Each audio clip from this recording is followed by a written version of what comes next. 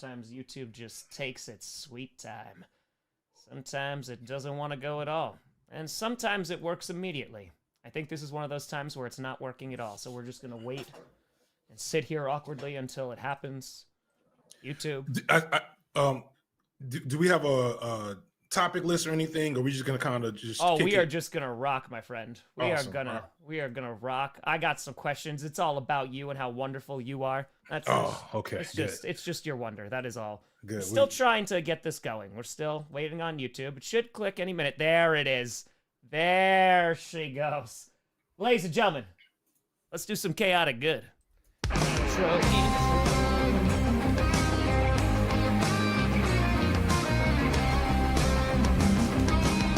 The charity stuff is amazing. I appreciate you.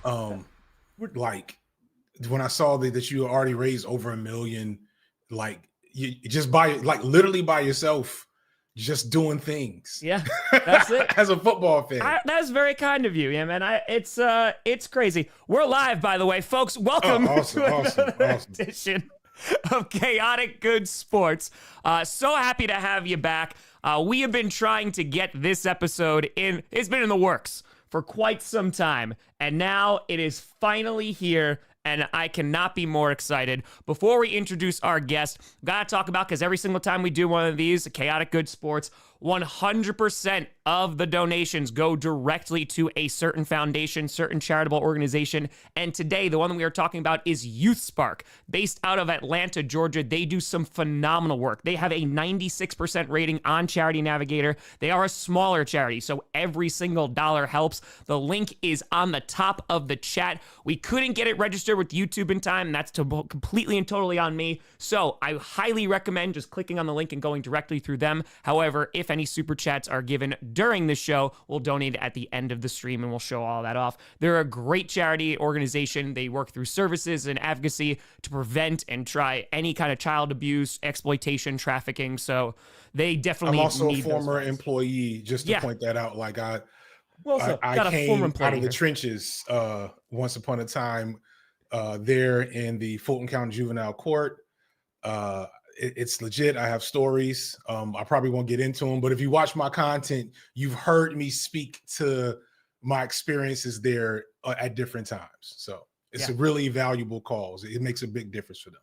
I love it. And I mean, just off that alone, ladies and gentlemen, my guest this evening on Chaotic Good Sports, he's got 950,000 subscribers on the YouTube. He's been grinding since July of 2020, putting out phenomenal video essays on Black media, Black culture, and I am so happy that he is here in his Bears jersey. Ladies and gentlemen, FD Signifier. There we go. Thank you. Representing the first three-time champs in NFL history of the offseason, the Chicago Bears. Listen, just putting that out there. Kansas City Chiefs, they're trying to get that three-peat in just a couple of weeks. Chicago Bears. Join the club, Kansas City. That's it. Well, I mean, I don't want to talk about the Green Bay Packers already doing it 3 times before the Super Bowl existed, but that's fine. We don't need to one up one another. We got to start off very friendly. We can leave the Romeo and Juliet-ness of this meeting to the wayside for a good cause. I will not say any of the cold words about the Packers that we have in Chicago, and I'm sure you will do the same. I love that you kept the paraphernalia there. I did have to dig this out, not of the trash, but like a space I put it, and I kind of prayed over it and threw some salt on it. Because the last time I wore this jersey was the Commanders game. The Washington Commanders. The Washington Commanders, what they've been known as this entire time. The entire time. The Commanders game. You can see I'm a legit fan. I didn't just start watching football. After the Commanders Hail Mary, which happened while I was in a Kroger parking lot with my children, I may have fell down on the concrete in the parking lot. Yep. I put this in a safe space to kind of say, we'll bring this back out when we win again. And hey, it was against the Packers, the only undefeated team in the NFC North in 2025. I could go on, but I'll let me stop. Okay. All right. All right. Well, listen, we got the accolades. We skipped right past the channel. We were just like, nope, now let's get into the Chicago Bears. And I have to ask you right off the bat, because you're talking about you took the jersey off, right? Because obviously that Hail Mary, you can't wear that jersey again for quite some time. It's going to be a hot minute. Do you have like those superstitions with those jerseys or any kind of paraphernalia if you are watching the Bears that you're like, hey, this is the jersey that I have to wear on this one? Because for me, when they lose and I'm wearing a certain jersey, then it goes back into the rotation until I just wind up with it again, because you can't have the bad juju the entire time. I am so obnoxious when watching the Bears that I've basically just resigned myself to watching alone. I used to go to like sports bars. There were a couple of sports bars here in Atlanta that had like decent Bears communities. And I just couldn't take the pressure. Here's how I'll put it in perspective of how wound up I get for pretty much any game when we should be competing. This year was easy to watch because I was like, we suck. By week, what was that like? By the time I think after we lost to the Patriots, I was done. And I could watch like very casually, or I would just play Madden in between and fantasize about winning. The day of the Super Bowl, 2006, I gave myself a migraine and I couldn't see out of like the side, like the right side of my body for like until like halftime. I had to watch Devin Hester's touchdown like this. That's how wound up I get. So yeah, it's not just superstition, it's general medical emergencies that I sometimes have. So. You're literally coding at some point because the Bears are forcing you to do that. I get it. I mean, listen, the folks have asked, like, you know, do Tom, you get it? I do. Trust me. The amount of times that I've given myself headaches because I've yelled so loudly at the TV, and I'm like, I really got to stop because my head is pounding. I would do this whether the camera was on or not, right? Like years ago, I was like, I'm just going to turn a camera on because I'm just going to yell at the TV regardless. And now I guess I'll just talk about play-by-play. So now just thousands of people watch as I lose my mind with Packers games. I have to ask, where did this kind of fanaticism come from? Was this something that was inherited? Was something that was just picked up? And kind of tell me the origin story of FD Signifier making, you know, a pretty brutal choice in supporting the Chicago Bears. So I'm a Chicago kid, South suburbs to be specific, because people call me out on that back home. And I actually, when I came to it, I was a mild Bears fan for most of my life, because I was a huge Warren Moon fan, believe it or not. And then I came to college way out of state in Atlanta, Georgia. And I didn't have like a lot of, I didn't have anybody. I was kind of like, okay, there's nothing here that is familiar to me except this handful of guys also from Chicago. And then we collected kind of around the Bears. Yeah. And then we had, if you remember that early 2000s era, we're talking prime Brian Urlacher, we're talking Charles Tillman, we're talking Mike Brown, that safety that was like 5'8", but he was like a sawed-off shotgun back there where you could target players. So back it was back in the day. It was back in the day. It was an amazing time to be a Bears fan. Sure. There were so many amazing moments that I was hooked. I was like, oh, this is great. Why did I not do this more throughout like my youth with my family? And I didn't understand that was just the Lovie Smith era and it wouldn't last. And now my children are Ravens and Lions fans here in Atlanta. And I just kind of am like, you know what? This is me stopping generational curses. This is me. Generational trauma ends here. Ends here. We're going to just let the cycle. Break the cycle. Go love good teams with good structure. And if we get good, we'll earn that fandom. Okay. Until then, it's best for now. So I have to ask now, because now there's follow-up questions. The one child who is a now Lions fan, is that a recent development, or did they have to go through the hard times to get to the promised land? He is 9. Okay. And the Lions are his favorite animal of all the animals that are football teams. That's what it comes down to. That's He's fair. also an Eagles fan because their school are Eagles. My oldest son, I have no clue how he got to the Ravens, like at all. Neither of them have watched a game more than 15 minutes. But I think somebody he thought was cool at school is also a Ravens fan. Yeah. You know, children, really, really smart children. They're very intelligent boys. I mean, they jumped on the bandwagon at the right time. I mean, it's just a different. I've been telling this to Lions fans, right? Because a lot more Lions fans coming out of the woodwork now and just be like, hey, it's actually okay to talking really slick, aren't they? They swear they've been this guy for a long time. It's like a wrestling heel. It's like the Miz. It's like, we know who you really are. We know where you this come face from. run is not fooling anybody, Miz. Right? Like, come on now. But go ahead. I'm sorry. No, do not apologize. It's amazing because now, like, as they've been good these past few years, I've been trying to preemptively like warn them and say, listen, it's a different type of hurt, right? And because there's the 0-16, there's the not making the postseason, there's the terrible coaching and the firing and the GMs and all that stuff. And that's one type of hurt, right? And I have a lot of respect for fans who are fans of really bad football teams and stick with them and still have that love and passion, because it is not an easy thing to do, right? Yeah. And then for Lions fans to finally have this success, of course, the past couple years, but especially last year in the NFC Championship game and now this year, and having expectations and the weight of those expectations. And now, now when we start in September, our expectations are Super Bowl or a deep playoff run. And when you fail to meet those expectations, it's just a different type of hurt. I felt bad for him this past couple of weeks. I was rooting against him, and then I immediately started rooting against Jayden Daniels. I don't even know the rest of the people on this team, but like Jayden Daniels making it to a Super Bowl right now, I can't deal. That would have been too much. So I'm very happy with the playoff. Why, FD? Why would Jayden? What has he ever done to you? He's clearly a usurper of the rightful throne of the chosen one, who will, reassert himself next year. Lizana Al-Khalib, as I like to call him. But yeah, I was like, I remember how that feels to like feel like you're the real team, you're the dominant force. Yep. And to lose immediately. I was there. I think the double doink was the last time I felt alive, like right before that. Just full stop. That was the last time I felt feelings. It was just last time I felt feelings was double doink. So that's their, that moment. They're feeling it now, and we'll see how it changes them. Because that is an interesting storyline to say, okay, we are a perennial bottom feeder for 60 years. Yeah. There's people whose entire lifetime, their Lions have never been consistently good.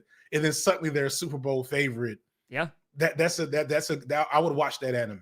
I would watch that. Dude, and it's one of those things, because I started this in 2015, and every single week I interviewed a fan from the opposing team who the Packers were going to play, right? So I spoke to Lions fans 2 times a year. I talked to Browns fans. Like, I talked to fans who literally had not seen, I mean, hell, they gave your entire city free Bud Light, which I don't know if that's a punishment or not, but they gave it to you right when you finally won a game and it took over a calendar year. Like, I remember that. And then if you have like bad ownership and and you have no control over that, that's why I'll always kind of have a soft spot for the Commanders, because they were in a position where it wasn't a GM, it wasn't a head coach, hell, it wasn't even players. Yeah. They had an awful human being as an owner, and I will take the McCaskies over Dan Snyder. I'm so happy that they're doing well without him. That is one consolation of, like, I know they got blown out in the NFC Championship game, but I was like, damn. Meanwhile, you all are secretly running a communist regime over there in Green Bay, and your socialist utopia football team that's always good with no owner, just the people. Listen, when we rise against the oligarchy, I just know which owners are not going to get eaten, and that is that of the Green Bay Packers. And for that, I'm grateful. We do just fine. We have our stock sale. Nobody bothers us. I don't understand why it's so difficult for other teams to just draft really good quarterbacks, and it's been a staple here in Green Bay. It's not that difficult of a thing to do. My entire lifetime, you all have had good quarterbacks. I think the first time I watched the Green Bay must have been like Favre's rookie year. Yep. When I'm probably you burst into like awareness in the early 90s. I'm about to be 43. And I'm like, oh, he's pretty good. And I'm still saying that like halfway through college. Yep. And then Aaron Rodgers is there. And it's like, and Aaron Rodgers, as much as I dislike Favre now, I didn't hate him as a player. Former Minnesota Viking quarterback, Brett Favre. Minnesota Viking quarterback. Be very, very clear. Very, very yes. Clear. But Rodgers, I've never liked. He's always been a great villain, which is good. I'll give him that. He's made it interesting. My question is, which owner do you hate the most? Is it McCaskey or is it Rodgers of the Chicago Bears? Like, that's just, that's a tough. I'm really witty. I have nothing for that right now. That hit so deep. That hit so deep in my soul that I have no comebacks prepared because I know because that was really painful to engage with. It's okay though. It's okay though, because clearly Green Bay is under new ownership. It's just pending. It is pending approval. We got to put some stamps on it. Yep. But he's 1-0 in Green Bay. Hey, there you go. Yeah, I want to talk to you about that, just to kind of stick with sports for a minute and talking about kind of your fandom with the Bears, right? And what that has undergone, even since just the double doink, right? You mentioned the 2000s, going to the Super Bowl against the Colts and Peyton Manning. I remember vividly that game. And then kind of just going through this, like, okay, we have good defenses, smoking Jay Cutler. Never forget. Right. One of my favorite Packers QBs of all time, just kept throwing it to us. And then the double, like Matt Nagy, he's the coach of the year. Hey, now has won multiple Super Bowls with the Chiefs. Right. What is that process for you like getting ready for each season? Because, and I will say, have you ever been in a really bad relationship? Yeah, it's with toxic. A really hot girl? It's basically that. It's like you really, really love this girl. You really want it to work out. I love you so much. You'll never get anything like it again. You remember the good times, but she genuinely seems to hate you 3/4 of the year. Yeah. And so you just kind of reset every quarter thinking, no, this is the year where we get it together and we love each other thoroughly. Yeah. So it's like that because after this, like I knew that Jay Cutler plus Lovie Smith meant Super Bowl. I knew that. I just knew that in my soul. And it didn't. And then Mark Trestman came. No, it was Mark Trestman before John. Yeah, Mark Trestman was after Lovie. I feel like I'm missing someone. Is it Trestman, Fox? Fox. Nagy? Is Fox in there too? I don't remember the exact order. Yeah. I just remember when they hired Mark Trestman, I was so confused and initially interested because there was a year there where we had Trestman and then Josh McCown, I think, threw like 30 touchdowns. Yep. He just kept chucking the ball up to Alshon Jeffrey and the other guy with whose name I don't remember right now. They used to play with Cutler. He just kept chucking the ball up. And I was like, okay, we're here now. Something's good here. And then that fell apart. Fox, I was like, oh, then I started to understand. By then once you get deeper and deeper, you understand why to hate being a fan. Because I didn't understand who the McCaskeys were until John Fox. Brandon Marshall, the chat is saying. Brandon Marshall, yes. When John Fox came, I was like, oh, we have bad owners. They don't know what they're doing. So that's why we keep bad. Yeah. And that's a tough realization, right? Because, it is. Especially as you're like growing up and you're just like, damn, it's the product on the field, right? So whether it's the offensive coordinator, it's the head coach, it's the DC, it's the special teams, it's the quarterback. Like this guy's a bum. That guy can't play. Exactly. It's really simple. Yeah. You could pinpoint these little things and be like, this is why cohesively it's not working. But once you start replacing every single part, right? And you go, well, wait a minute. We still are not getting better. What's the part that we haven't replaced yet? Oh. Like that's a pretty bleak realization. Yeah. Shea McClellan in the first round. Yeah. Yeah. It's rough. It's a name rough. I haven't heard in a hot minute. Those are the types of names that haunt Bears fans. I don't know who else was drafted before or after, but I just remember we took Shea McClellan. Yeah. The Boise State linebacker to play cover 2 defensive end. Anyway, man, like if you want to like just sit back and just be like, it started with my childhood. I could, but I know we don't want to. I want to say this.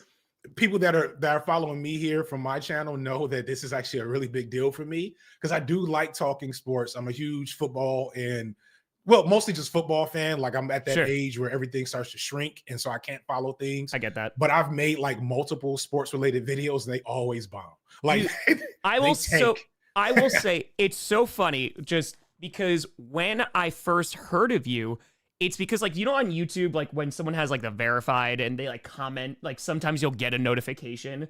So I saw that you commented a while ago, and I was like, oh damn, like this is pretty cool. And I checked and I saw your running backs video, and I was like, holy crap. Like, I sat and I watched that entire thing. It was good. But you watched it. Most of my fans did not. Phenomenal work. My fans were like, this isn't political. You're like, what is this?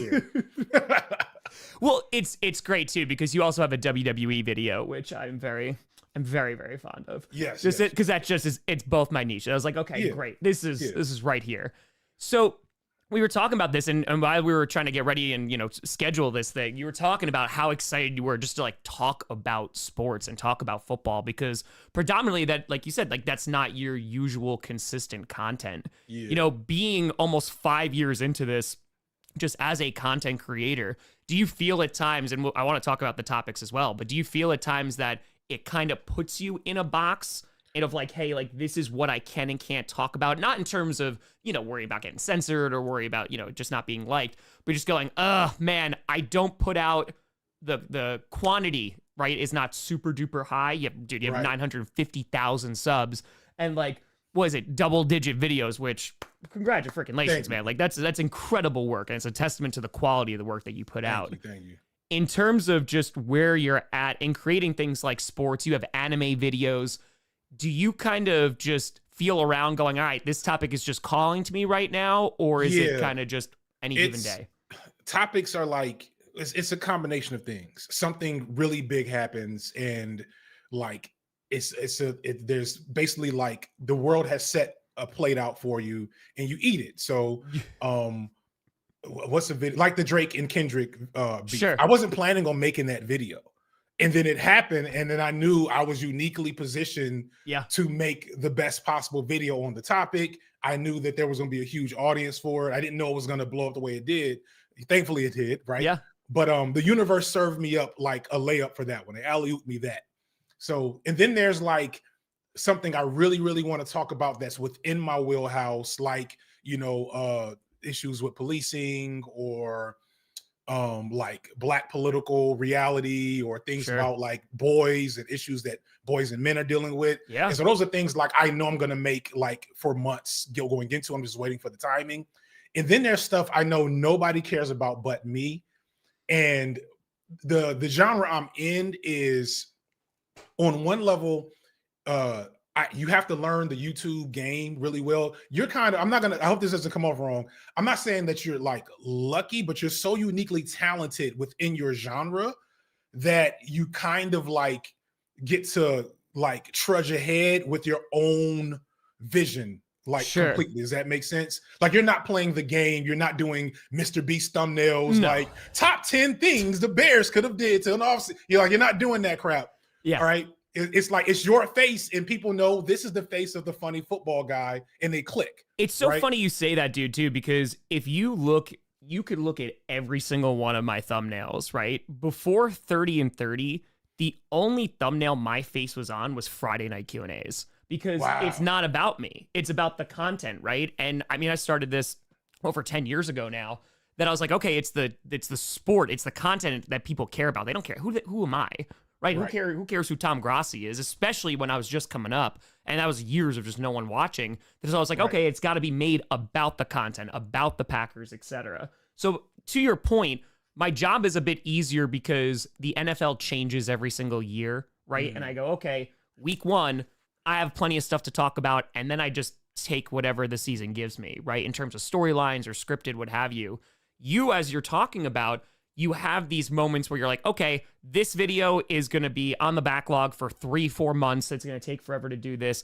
But when something happens like Kendrick and Drake, right, you're just like, okay, that gets put to the side and we could focus on the trending topic, right? Right. Yeah. And it's tough because because they do sometimes take months. I do work with editors because I don't have the skills to do all the fancy stuff that you kind of require within the genre.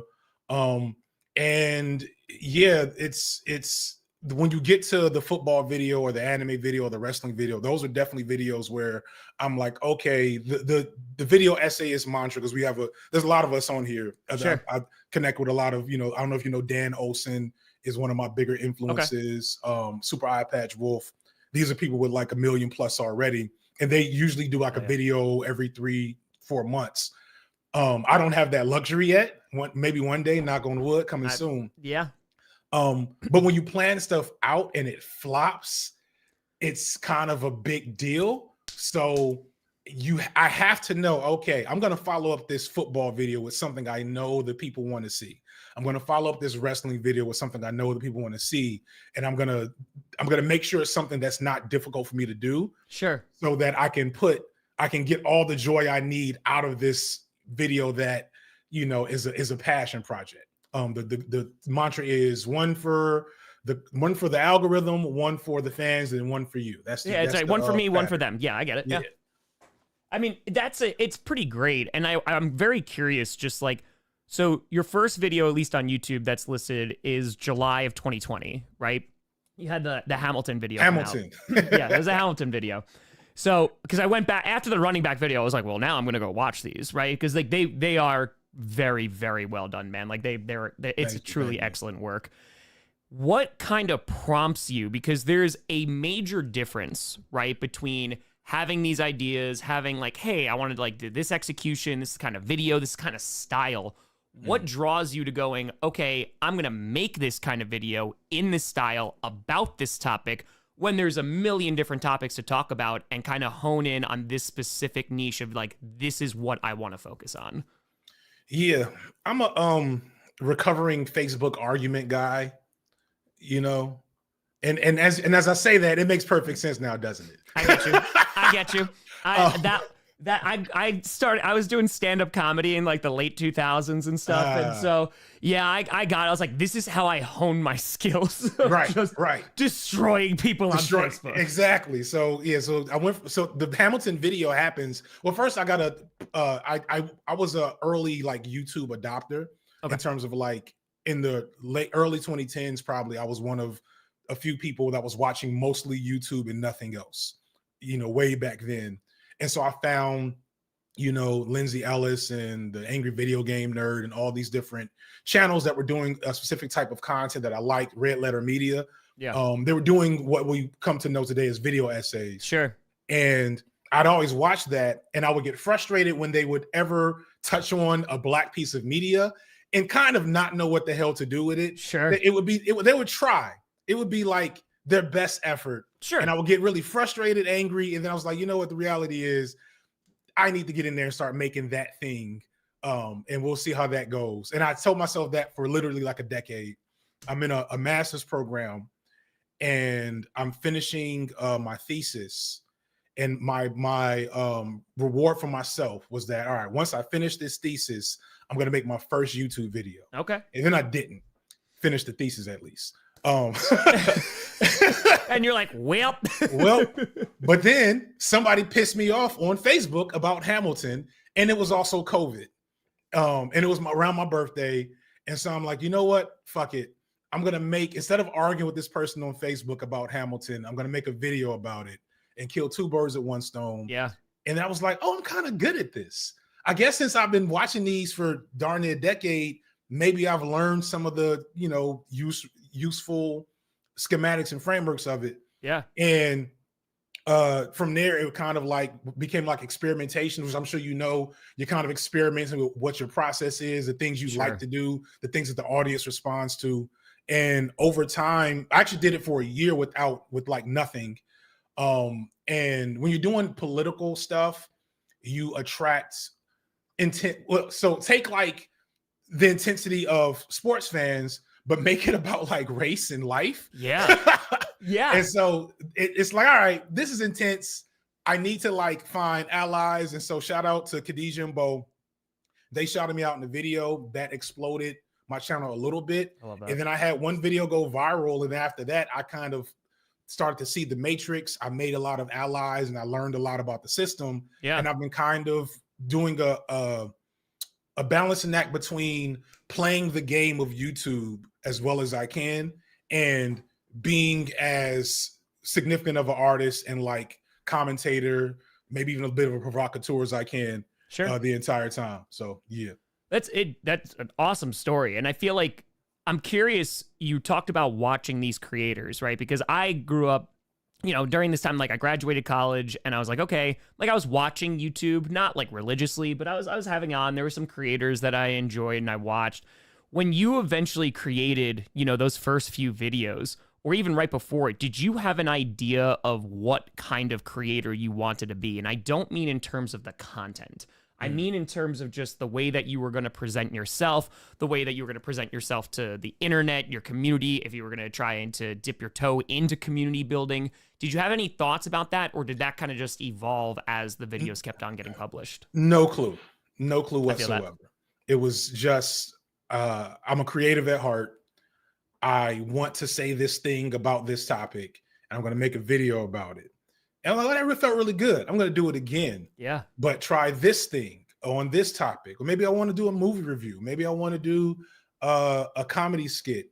You know, I have like 10 videos that are no longer available to the public of experimentation. The Hamilton video was the first ever one, but like there's stuff after that that's like weird things that the public would never see. And what's interesting for me, the audience kind of told me who I was to them. If that makes sense. I understand completely. And that can cause some things. Like that's an interesting dynamic of how you are perceived, right? You have your own perception of yourself and then how you're being perceived by many other people, especially when you start mixing like politics and race in there as well. There are people that will definitely let you know how they feel about you. And for me, it was the first thing was that I was old. And like I think I started, I wasn't 40 yet when I started, but I still felt kind of young. I was just a few years removed from working with young people. So like you're a former teacher, right? Yeah. So you know how it is. Like being around kids keeps you young, keeps you connected to what's happening with children. And it gives you, if you're, in my opinion, a good teacher, it gives you an appreciation for what youth is. If that makes sense. Because like I hear people talk about kids, I'm like, what's the cursing rule? You're good. Okay. You're rocking. I'm like, shut the fuck up. You're not around kids. You don't understand anymore. We're fine. Right. Yeah. So like, stop. And so like I would often find myself defending kids. But then I get on the internet and realize just how old I've gotten since I left the classroom. Yup. And then I realized like that was really appreciated. Like, I think especially from a political standpoint, especially with some of the topics around like manhood and gender, there was a population of young people looking for an older voice that was nurturing and like supportive. And I was like, oh, okay, I guess I didn't come here to do this, but like, y'all kind of need it. And damn, this is what I just finished doing professionally. I'll give it to you. I know how to do this. I did this for most of my adult life. I guess I'm doing it again here, but getting paid much better for it. You know? Yeah, that's a different conversation. No, that's an excellent point, because just letting kind of that community / like viewership guide you. Because I've said this a million times, right? This community like has made me a better person, because it holds you to a higher standard, right? To be like, okay, like I want to make sure the stuff that I come out, the things that I say, what I use this platform for, like that's ultimately what's going to matter, right? And dude, the amount of guilt that I felt, and I've talked to some other creators about this, the amount of guilt that I felt leaving the classroom to do this was like, because that was a calling, that was a vocation. I loved teaching.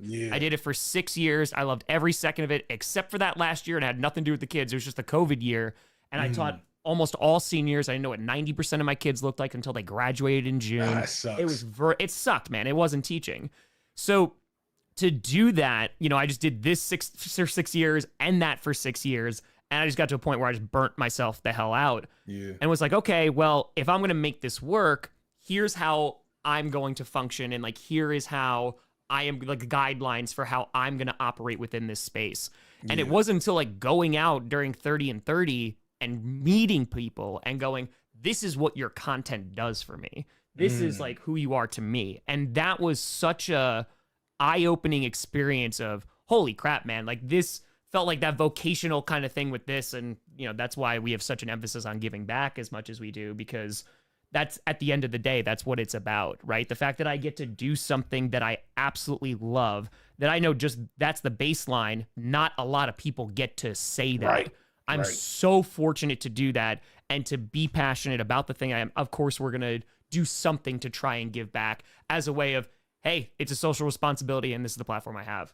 Right. Yeah, that's dope. I in similar feelings. I left the classroom initially to go into essentially social work with YouthSpark in 2015. And so like I felt guilt because I was leaving at an awkward time. I left like at the beginning of the second semester.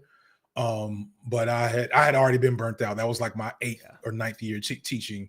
And so what did you teach? Sorry to interrupt. English?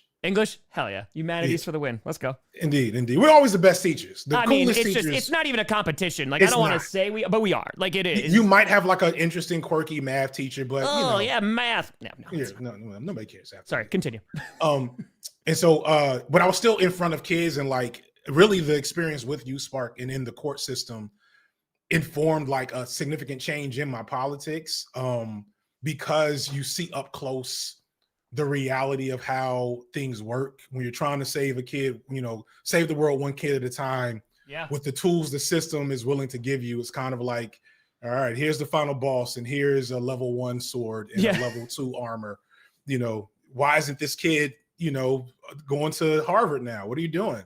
And so like after experiencing that for a while, I left again to kind of like, I've been a social justice warrior my whole life. I went from coaching kids like in college and high school to teaching to social work to like administrative research stuff for behavioral health here in Atlanta. So like I've always been doing something to improve the world. Yeah. And always been very frustrated by the different limitations.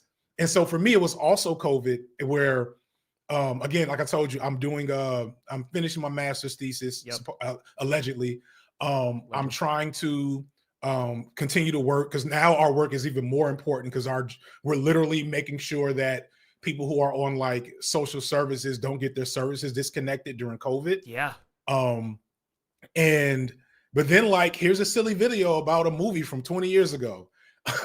And it was cool. Yeah. Until I think like I did it for a year. I think 2021 is when I quit because I had that video go viral. And I got my first "your video went viral" check.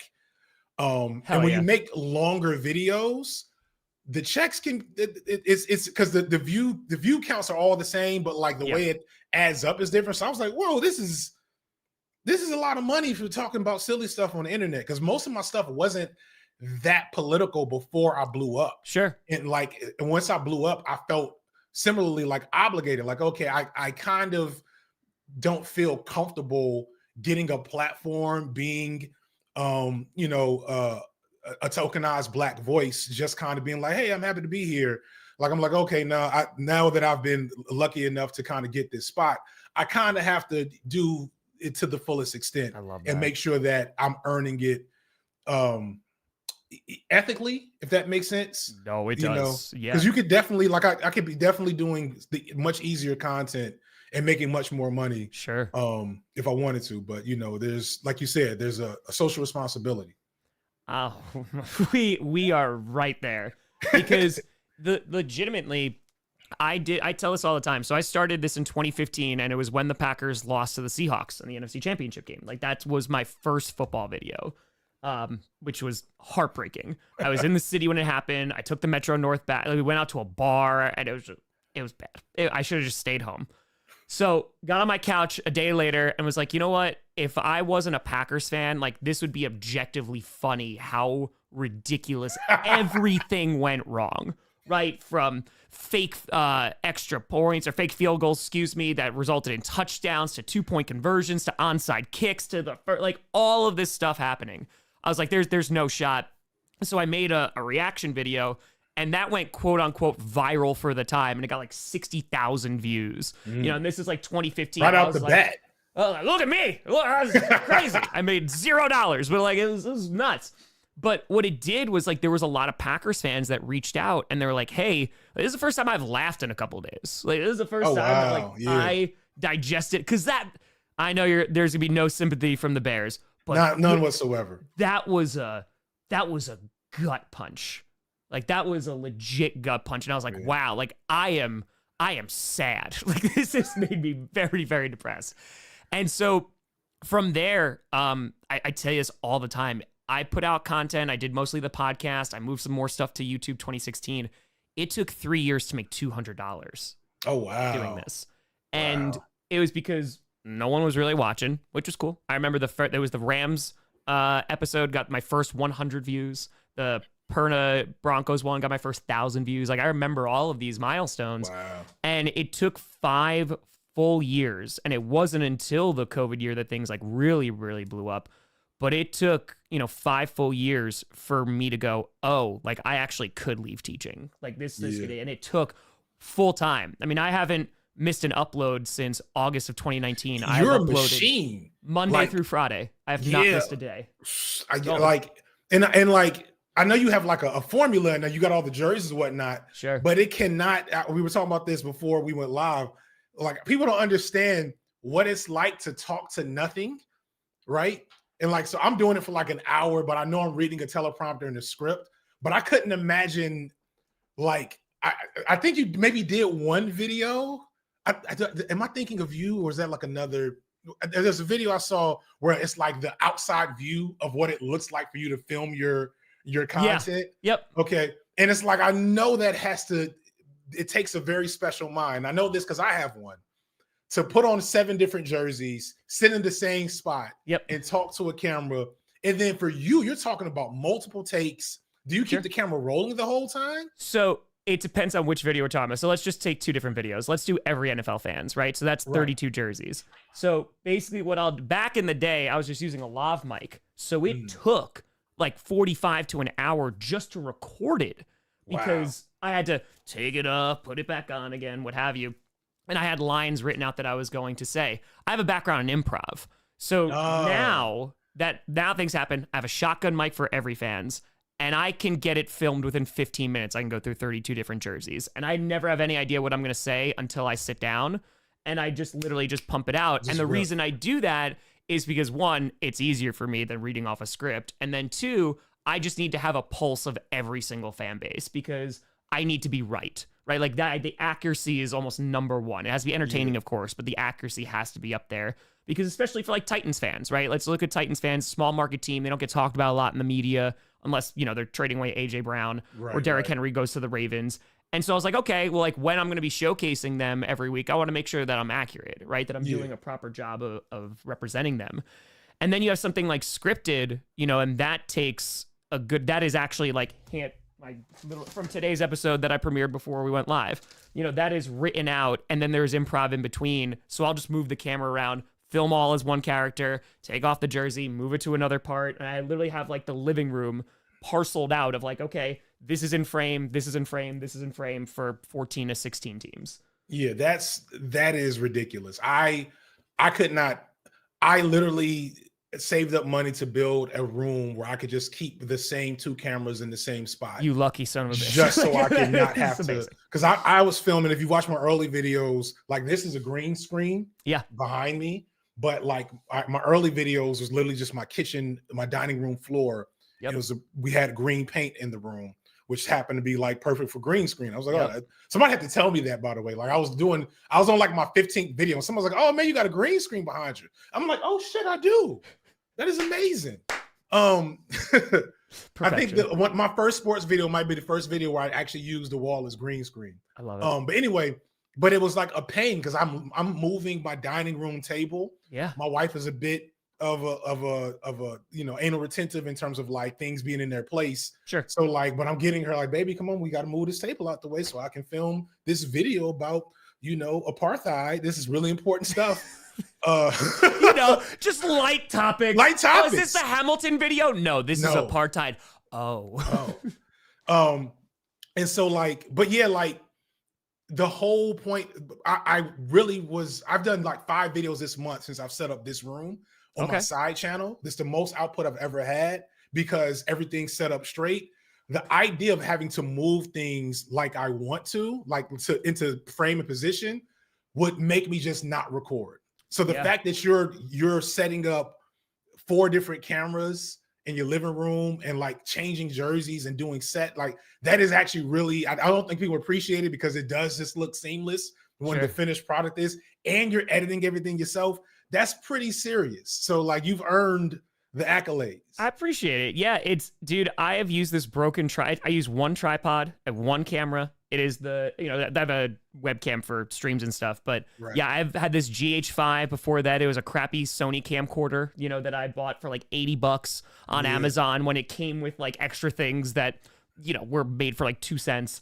And I just made it work. And I just every single, like when I made my first lighting system, I still have the pieces of it. I went to Home Depot and I just bought PVC and a PVC pipe cutter. And I made my own lighting system because I couldn't afford a lighting system. Right. I was making $38,000 a year when I got out of school.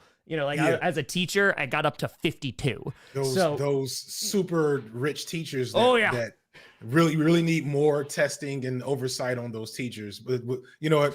We've done well to not get too political. We danced around a little bit because I don't want to get into the profession. Dude, no, but like it was such a, we were talking about this before and we touched on it about, making money as a creator and being able to make more money than being in a education profession or a social work profession.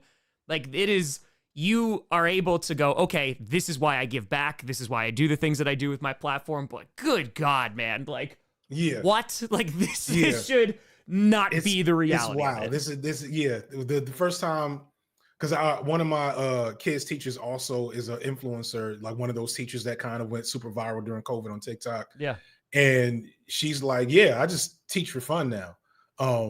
She's and it's like, oh man, teaching for fun. Like, and sometimes like there were times, especially when like videos didn't do well and you get involved in creator drama. I've had a slightly checkered past. I'm sure somebody in the comment section has already said something when they saw me. So love here. Awesome. That's it's amazing. I can come to the sports channel. I come to the sports channel. It's all love. It might be. But there's been times I've thought about quitting and just being like, you know what, I could do this at a lower level and go back to teaching now. Because like I left teaching partly because it didn't pay enough. I had 2 kids, you know what I'm saying? My wife was working really hard. I'm like, okay, we got to level up the income to keep up with, the cost of living in America. And there were times where I was like, this is amazing supplementary income. And I can do it instead of like having a schedule, because people also don't know. You do it so much, not to pocket check you too much. No, you're good. But like, I'm sure you kind of have a pretty predictable income situation. Whereas with the video essays, because it's basically one a month. Yeah. And this one might go like if I was to talk to my old self, or if I had to do it all over again, knowing what I know now, I probably wouldn't have quit my job so quickly because of how volatile the style of content I do is. And how many people, like, this, like a lot of people blew up during COVID, and a lot of them aren't at the same spot they were during that time, because I think COVID put a lot of butts in seats on YouTube. It did. And some people didn't know how to keep those butts in the seats, and YouTube does not give you much room for failure. It's like, nope, you failed. Your channel is now dead. Go back and get a real job. Yeah. I mean, dude, like in terms, you hit the nail right on the head. And that's one of the, like I mentioned, so August of 2019, Monday through Friday, have not missed a stream and upload, like every day. Literally that streak has gone on for about 5.5 years, right? And during the season, like it's multiple videos a day during the season. It's 7 days a week during the season. When it comes to the way that I wanted to operate this platform, I've taken 2 to 3 sponsors in the 10 years that I've done this, right? Like I took a Squarespace one. I think it was 2018. They gave me like $240 because I was just like, oh, I'm using it for my comedy website. So yeah, sure. I'll take this one. That's fine. But I didn't want to sell things. No honey. No honey. No BetterHelp. None of that garbage. No I've only had one sponsor that I regret, and it's because I heard they were doing weird stuff to immigrant workers in their factories. I was like, okay. Nope. Yeah. Nope. But that it was okay, so I don't want to put the onus on the fan base. I don't want to sell things to people, right? And there were sponsors I was doing with later in, like, you know, with other shows, like with other people, just because I didn't have full say over those shows. But ultimately, I'm like, okay, this is how I'm able to make a living. So in terms of the season, I have like a rough about like, okay, this is how much I'll make based off the work that I'm going to do. If it's 7 days a week, you know, we're talking, I mean, I've streamed every primetime game, Packer game, and playoff game now for 3 years for primetime, 5 years for playoff, and I think it's 2018 since Packers, right? Wow. And just haven't missed. So there's that, which is like the income where, you know, it's ad revenue and all that great stuff. But during the off season, like you're talking June, July, I mean, it is significantly lower. Right. And so when I left my job, I was like, well, the only way that I'm going to be able to survive is if I literally just put out content every single day. And so if it's middle of July, I'm going to be putting out content. You know what I mean? So that was kind of the way that I approached it, because I didn't want to be like, hey, folks, give me all your money, or like buy this product. That just wasn't the way I wanted to do things. Few things more, I won't say, I'm going to be nice. Do it up. No, you got it. If but God, that could be me in 6 months, right? Let me not be too haughty and shady. You're like, I am gonna get on this platform and say it, but asterisk. But it is when I see kind of like the, hey, we need more money to keep the channel open video. I'm like, I hate to see it. And then one guy, I don't know if you follow our area. Did you hear about the guy that plagiarized half his videos? Yes. Yeah, and he had done several of those videos begging for money, and I had known for a while that he was a plagiarist. Yeah. It was kind of like a weird open secret, but it's also kind of like another thing we can get into with creators is the way clout and like fandoms work, because one, people think they know you, right? Which is always, I don't know what your outdoor, like how often you get recognized, but sports is probably all love. Because it's like sports and it's There's love. a good amount of it, yeah. Yeah, I'm sure you get some weird. I know we talked about like. Yeah, we got some death threats. Yeah, a few death threats. We got death threats. We got people coming to the house. Yeah, it's not the best, but yeah. You know. But for me, because my stuff is political, people think I'm like leading like a movement sometimes. Sure. And so like I'm like, hey, I'm just getting coffee. You know, I'm not at Starbucks, so I'm getting coffee. I don't really want to talk about the thing that was in my video. That's why I made the video. My wife is here.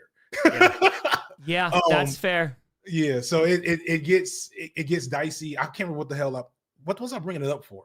You were talking about just the idea of like selling things you had to plagiarism, talking like so I say all to say with that guy, he had weaponized his fan base to protect him, so that every time somebody small would say, hey, you stole my shit, he would be like, this person's just being homophobic, which is really shitty on multiple levels.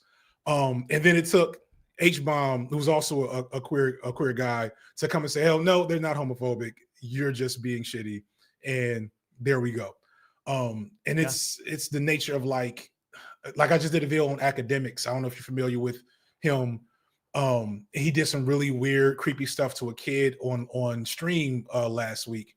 Oh no. And you know, it takes people sounding the alarm sometimes. It does. Yeah. To stop a weird thing from happening. And if you don't have enough clout, it doesn't stop. You know, it's a sad thing. It's tough, dude, because I think like you're touching on some like insane points within like the creator space, because like you mentioned, like, you know, having beef with creators and stuff like that. Like there's folks that don't like me, and my response is, all right, like, and that's so much healthier than what I was doing. It's like, all right, but and that's like it takes a lot to get to that point, right? Like this is my 10th year doing this, but I'm also, you know, I'm gonna be 35 in September. Like I don't need to be sitting here like arguing, because I have work to do. I work so much doing this. Like you mentioned, like Facebook arguments. I literally don't have the time to be like, well, let me say, and just like I don't, because I'm in the midst of doing this. You know, I had a 5-minute break between scripted premiering and then, you know, setting up this stream. And I feel like it's just been, I want to be able to control what I can control, but it's also, you mentioned the COVID and the peak in popularity and folks trying to get back to that.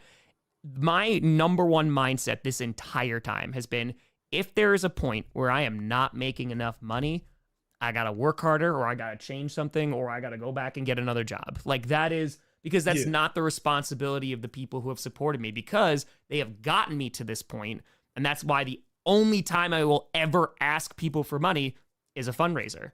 And so because of that, because there's no sponsors, because there's none of that, that's why we've been able to raise $1.1 million in 3 years for charities, because that's the only time I'm like, hey, let's fundraise, let's raise some money.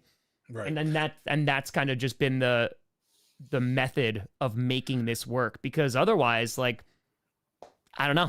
Do you think coming into prominence, I should say, as an adult also changed it? Because I think that's one of the advantages I've had, especially as I am in community with younger, people that are in their early 20s sometimes. Yeah. And they've grown up with YouTube as like YouTube.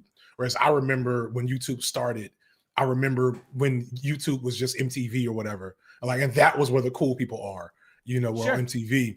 And so like for them, it feels different, and I think sometimes me having had like we were putting a real job for going on 20 years before I became a YouTuber, I think it's been a huge advantage to kind of keep in balance. And also to like you just said, like if this doesn't work out, I remember I still have a teacher's license. Well, I don't now. It's expired, but I can go back after a while. I can go back and get it. I still have these skill sets. I did finish that for those, because I know somebody's going to clip this. I did finish my master's program. I just want to be clear. Let's go. I almost finished my PhD program. I was like, I'm enjoying making videos more than I will starting a dissertation. But it's a thing to like feel secure as a creator, I think is what we're getting at. But that security isn't just money. No, it's definitely not. It's being actually creative, liking the fact that you can do that, and then to some extent having like a healthy balance with like what YouTube requires of you. Because I think that's another thing people don't get, is that YouTube is definitely a hamster wheel. And it will run you over if you don't stop, if you stop running. And that was also, you talk about security in that. I want a couple things. Talking about going into adulthood and going into this, I think having the experience and background as a teacher was one of the most valuable that I could have ever had getting to this point. Right. Definitely. So when we did 30 and 30, so that was 30 cities in 30 days. That was completely self-funded. I had 50 grand saved up for a house. And I said, all right, I'm going to bring Johnny Barks and we're going to go to, and we were booking flights, hotel rooms the night before.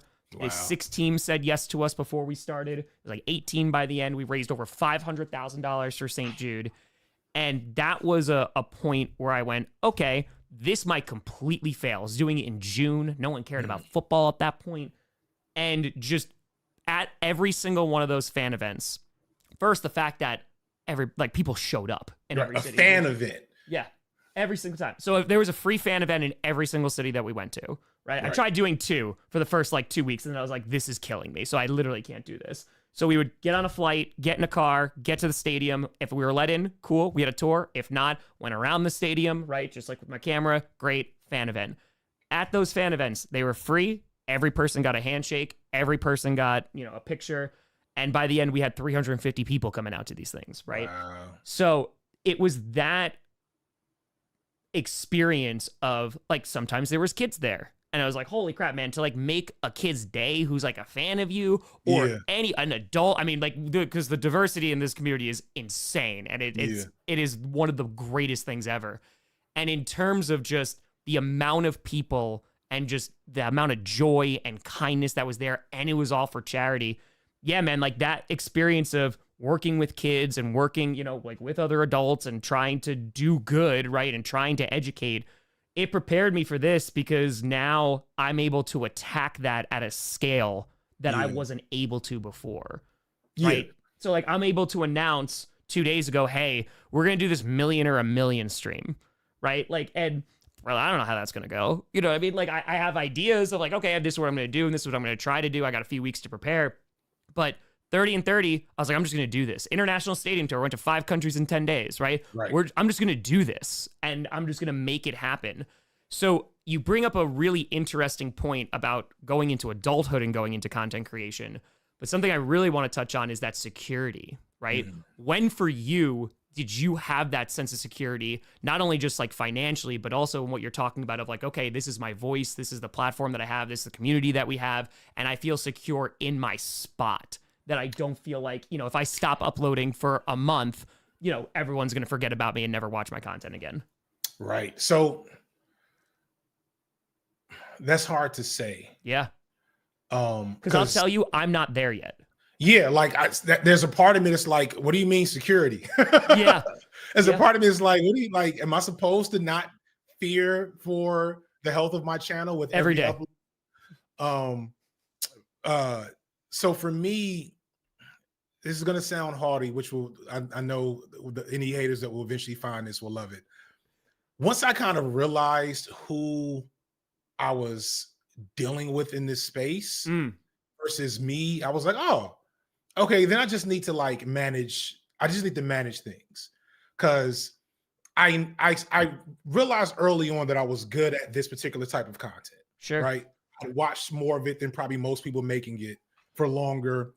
Like I said, I didn't finish my PhD program, but I had all this education plus all this life experience. Plus, like, people like teaching really is low-key a cheat code for content creation on so many levels, just in knowing how to be in front of like people that may not care about what you're saying, and be like, okay, I still have to perform this lesson. I still have to be excited and try to be engaging around this thing. I'm teaching. I used to teach. I've taught all over the place, but one of the schools I was at was really rough, and I have to teach Macbeth. And there's kids that haven't eaten breakfast, you know what I'm saying? Or they came to school just so they could eat breakfast. They may not eat the rest of that day, but I have to get them to care about Macbeth. So like that's a fucking skill set you develop that helps with this, right? So once I realized I was good, then I was like, okay, now I just need to learn the game. And that once I started to learn the game, I got into Nebula. Shout out to Nebula.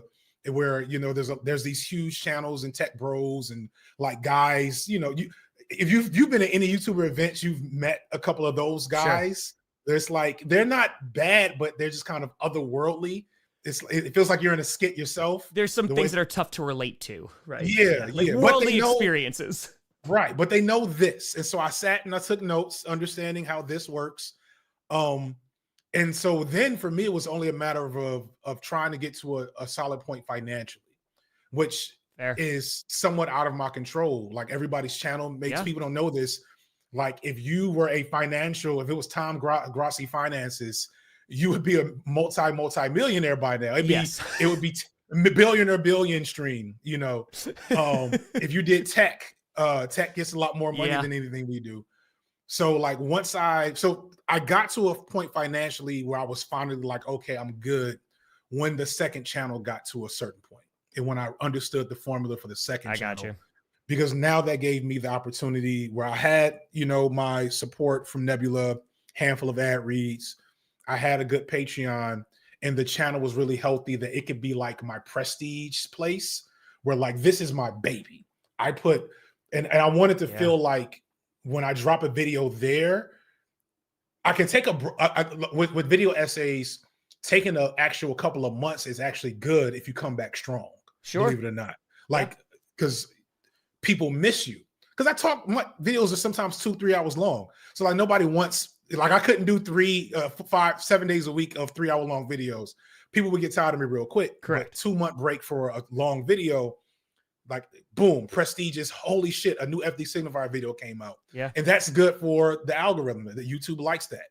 But when I have to like eat in between, I have this other channel that, you know, I can make shorter stuff that's a little less produced, a little less research, a little less complicated and easier to do.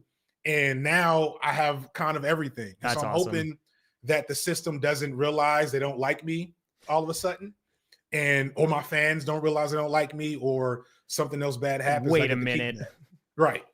This is my first sports crossover, so this may be it. I know, man, politics is a sensitive space.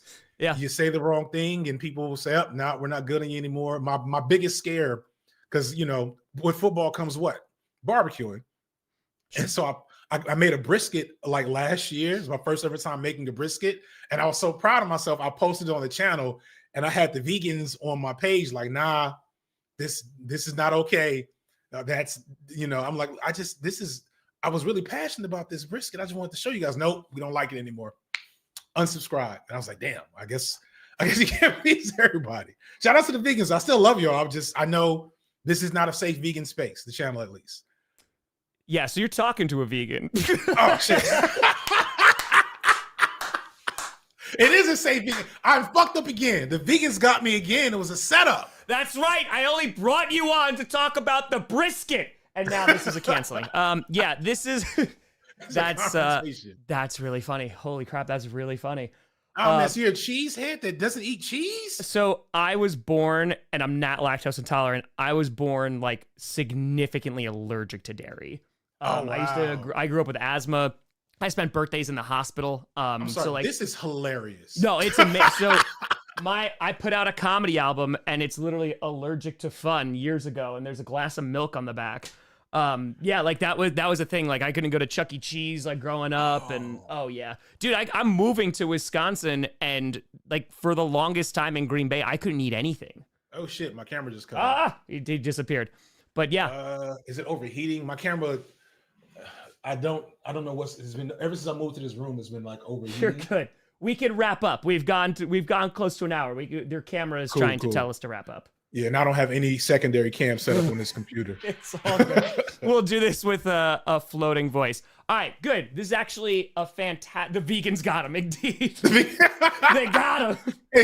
Said now, alert. My God. All right, so folks, real quick, we thank you so much. I know we usually don't do it this way when raising money for charity. I highly, highly recommend just going to the direct link. It's in the chat, and also it's pinned to the top and also in the description as well. But hold on, just for transparency as well. So right now, we have raised $266. I don't want that intro again.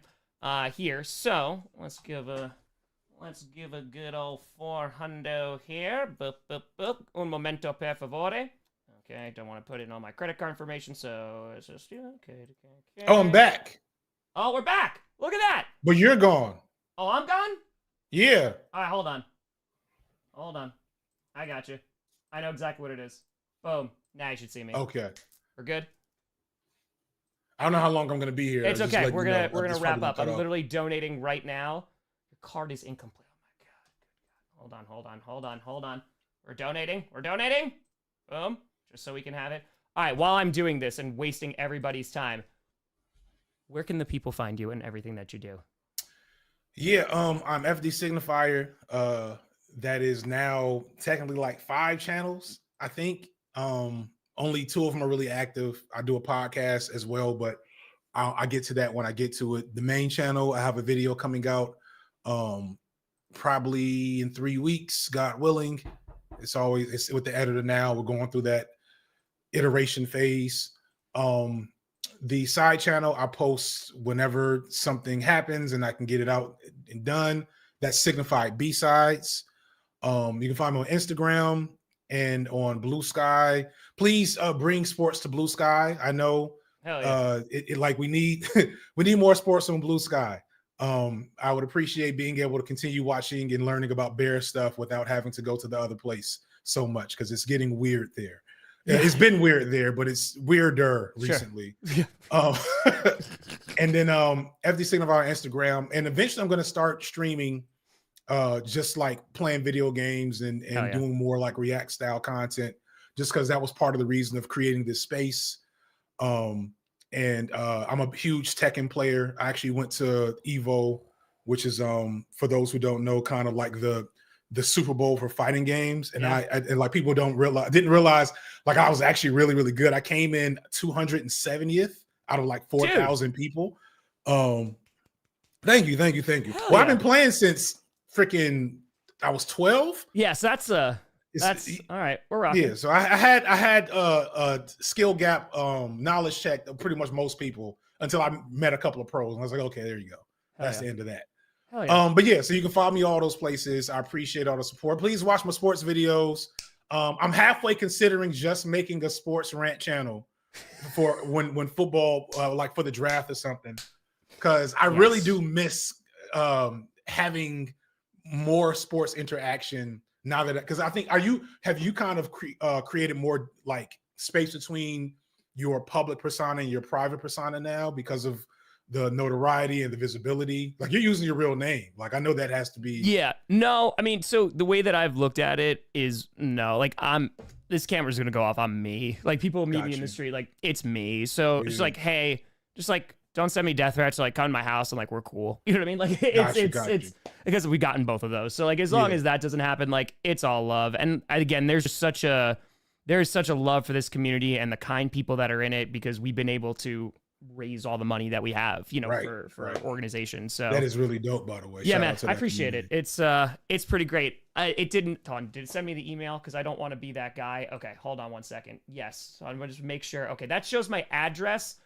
I will find a way to show you that I donated $400. I just want to make sure that, hold on, if I zoom in a lot, just don't. I mean, I'm not gonna have this address forever, but I don't. You would rather not. I definitely understand. I'd rather not at the moment. It's got my number there. Okay, so hold on. Let's see if I could, because I got to do it. Perception is reality, and I got to make sure this is 100% going to the right place and showing. In fact, let me actually follow suit while we're here. Hold on. Here you go. I think this is gonna work, and I won't dox myself. There. Look, it says Thomas Grossi, $400. We did that. So there we go.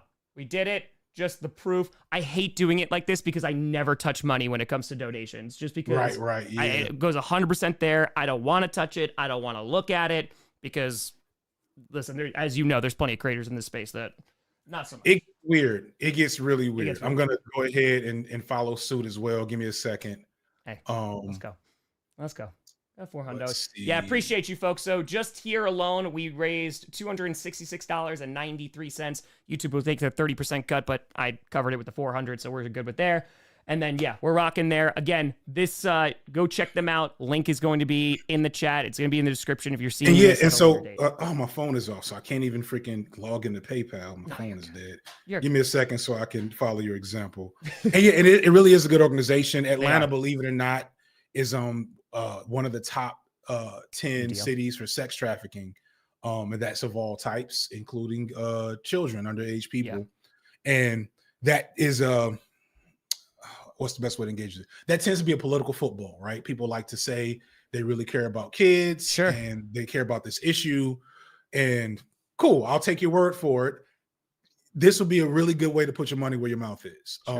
People actually don't understand this issue very well. And even if you can't give, there's a ton of education on their site on like learning what sex trafficking really is. It's not people in white vans running through your neighborhood, snatching girls off the street. It's connected to economics. It's connected to education. It's connected to jobs. It's connected to men, to keep it a buck, obviously. And so they do their part, one, in educating people on those things. And they literally sometimes will rescue girls off the street, cocoon them, send them to places to get resources. They have a closet in their office. I helped build this closet. And you wouldn't believe how effective it can be for a young lady, every once in a while, even a young man, to come in and be able to just change clothes and, get soap and, toothpaste and things like that. The streets are mean. The streets are mean everywhere. They're definitely mean in Atlanta. And kids do not survive long on them. So YouthSpark does an excellent job trying to provide for them. And like you said, I didn't even know this, but they have a 96, what'd you say, 96% 96 score? On Charity Navigator. Yeah. So for every single charity, because like this is also my due diligence too, right? So like we got to make sure that the charity is doing what it's supposed to and not be like, oh, we're doing marketing or anything like that. Why I like YouthSpark a lot too is not just because of the good rating and reading through their stuff, is because they are legitimately a smaller charity. They're not bringing in the millions and millions and millions of dollars. So every single dollar, 1,000,000% makes a difference. So they're saving lives on a city budget essentially. And it was heartbreaking to leave there. This is taking so much longer than I thought it would. I did, dude. I was doing, and it was not clicking through, and it was like, do the CAPTCHA. I was like, I did the CAPTCHA, and I was just like clicking it over and over again, so I got it. I'm sorry, 1 second. We're gonna have to do some dead radio air while I do CAPTCHA and type in a password and show that I'm not a robot. No, dude, I really appreciate your time and coming on here. This was a lot of fun. We'll definitely have to link up again because and this is a big deal for me, and I would love to come and yell about football at some point. Like if I could get just a 30-minute whenever y'all do some draft content, because I'm one of those draft nuts that has done. I've kind of become an expert on mock drafts in the last 3 years, being the 3-time off-season champions here in Chicago. Please confirm your You're email. Like, man, I knew who we were picking first right away. Yeah. No, I was actually a Justin Fields truther for a second. It took me a while to let it go. He was the Messiah when he was drafted. It's about Lisan Khalib, but no, it was Justin Fields. Trading down and going to get him, I knew what he meant for Chicago, and I was like, oh boy, I hope this works out for you, because if it doesn't, it's gonna be painful. I did get confirmation on my phone at least. I don't know what the hell I was just doing on the screen. So let me put this on the screen for people. Just went through 8 times. Yeah, just don't dox yourself. God, how do I? And I also have a new phone, so I don't know how to work that either. Okay, let me look at the screen. We were in like the most deepest topics of this, and now it's just 2 adults struggling with technology. It's blurry. I see it, but you can see zeros. I see. You see zeros there, so it's legit. That's it. Shit is legit. All right, dude. I appreciate you. Yeah, listen, we're gonna be doing the Million or a Million stream in about 3 weeks here, so there's gonna be a lot of time. I think I'm gonna be streaming, so you are more than welcome to hop back on. We could talk for a while. So shout out to John Lewis trolling me in the chat about the fantasy league that I may have forgot about after the Bears lost their 6th game in a row. So yeah, everyone needs time to heal. Everyone needs time. Yeah, John is a Lions fan, so like seriously, like cocoon him in love. He sent the money to his other PayPal. We all know the truth. It's fine. It's fine. But, folks, appreciate the hell out of you. That is FD Signifier, phenomenal content creator. Links to his channel are also in the description. Please be sure to give him a sub. Check him out. Only 50,000 subscribers away. He already left for 1 million subscribers. He's like, I'm done. We're not doing this outro. Appreciate the hell out of you, folks. Feel free to subscribe. We're on the road to 1 million. February 16th, Sunday. We're going to be streaming until we hit it or raise $1 million for Children of Fallen Patriots. Appreciate the hell out of you. Thank you so much for watching. FD Signifier, appreciate you. And as always, go back, go. Yeah, we're going to say it. We're going to say it still.